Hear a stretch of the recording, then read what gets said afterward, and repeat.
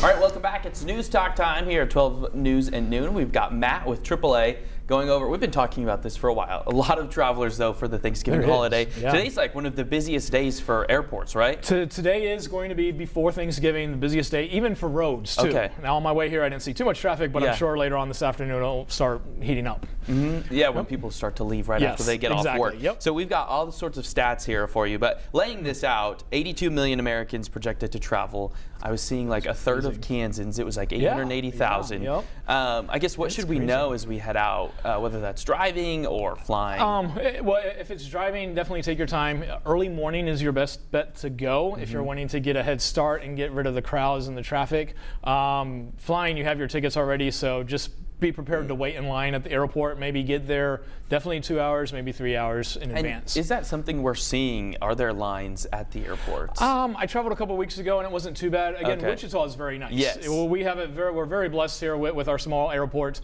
The larger airports, Atlanta, Chicago, Dallas, there more than likely will be lines because again, these numbers are way above than what we've seen in the past. And I feel like that's the same for drivers. If you're headed into any of the major metro areas nearby, that's where you'll run into the traffic. So I guess when they leave, coming back, whether that's right after Thanksgiving, that's when they should plan to leave. Yeah, definitely. Sunday is going to be the worst day for travel. Cars and driving from 11 a.m. to 8 p.m.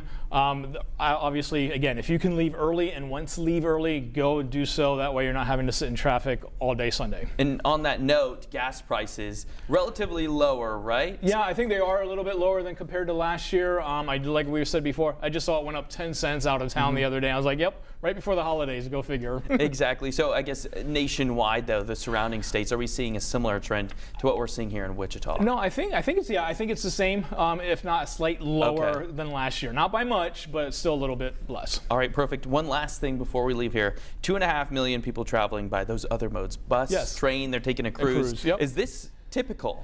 For cruising, yes. Now, bus and train, we're not seeing too much, but they kind of throw those numbers together. But cruising is very popular during the holidays, and even without the holidays, it's a very popular time. Yeah, especially us kind of a little more up north, want to get out of the cold, get onto the boat, soak in the sun. All right, perfect. Thank you for joining us this afternoon, Matt. A lot of travel happening the next week. Right after the break, we'll see what's cooking in the Mr. Food